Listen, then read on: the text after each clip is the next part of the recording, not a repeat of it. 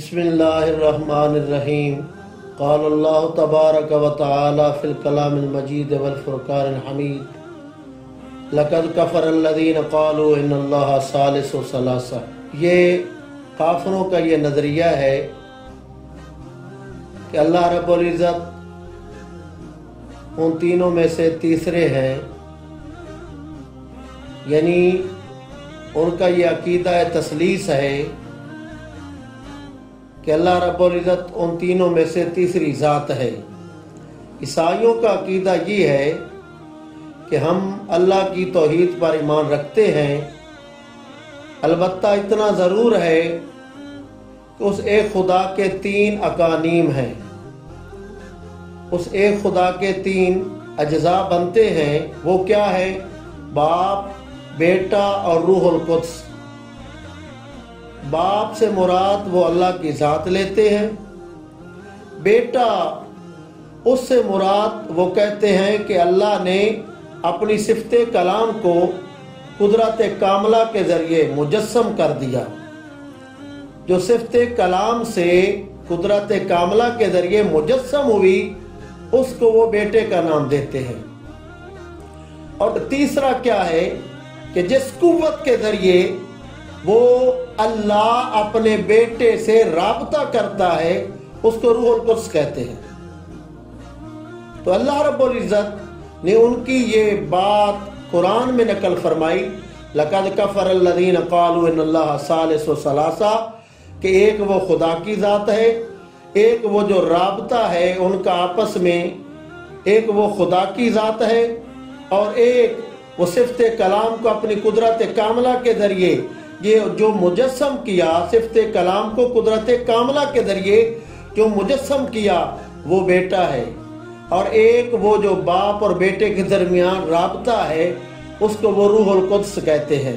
تو یہ ان کا نظریہ ہے تثلیث کا۔ تو اللہ رب العزت ان کی تردید فرماتا ہے کہ یہ کفر کرتے ہیں، کافروں کا یہ نظریہ ہے کہ اللہ اور اس کا بیٹا اور روح القدس یہ تین ہیں۔ تو اس کا جواب ہم یہ دیتے ہیں کہ اللہ رب العزت کی ہر صفت لامحدود ہے۔ اللہ کی ذات، صفات، جملہ اوصاف ہمارے رب کے وہ لامحدود ہے، اس کی کوئی صفت محدود نہیں ہے، نہ مجسم ہے نہ وہ جسم میں ڈھل سکتی ہے۔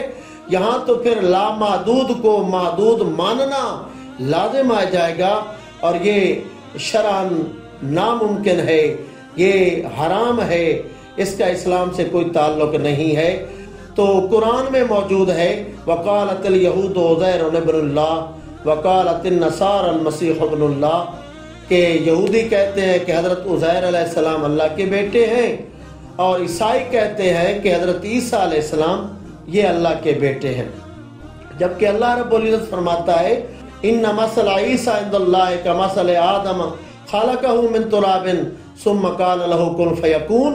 اللہ رب العزت فرماتا ہے عیسیٰ علیہ السلام کی مثال ایسے ہے جیسے جناب آدم علیہ السلام کی مثال ہے، وہ مٹی سے بنے ہیں، تو جناب عیسیٰ علیہ السلام یہ بھی مٹی سے بنے ہیں، ان کی تخلیق اللہ رب العزت نے فرمائی ہے۔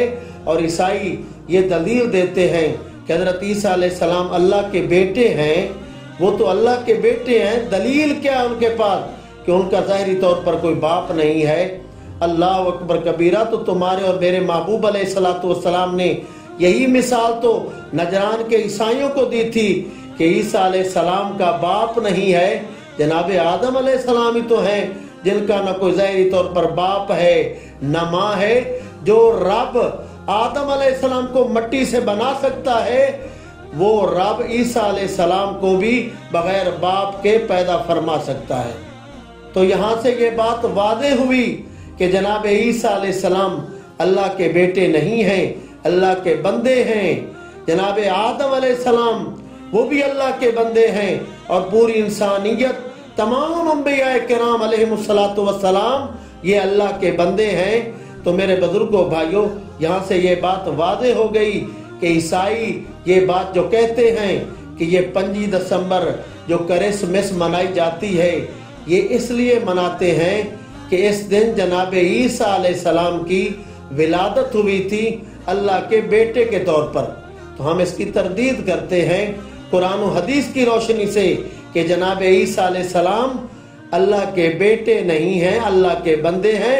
यही नजरिया हमारे मोहम्मद अरबी सल्लल्लाहु अलैहि वसल्लम का था और इसी बेस पर, इसी वजह से नजरान के ईसाइयों के साथ मुबाले का चैलेंज हुआ और नजरान के ईसाई मैदान छोड़कर भाग निकले। तो अल्लाह रब्बुल इज्जत ने इस्लाम को और नबी पाक अलैहिस्सलातु वस्सलाम को फतह दी। तो ये ईसाइयों का नजरिया क़यामत तक झूठा नजरिया है। ये क्रिसमस डे या ये मुसलमान लोग जो इनकी इन अय्याम में शामिल होते हैं तो उनको भी शामिल नहीं होना चाहिए, क्योंकि ये गैर मुस्लिम है। कुरान की रूह से अल्लाह का कुरान कह रहा है कि ये अकीदा तस्लीस के कायल है और अकीदा तस्लीस का जो कायल हो कुरान ने उसको उनको काफिर कहा है।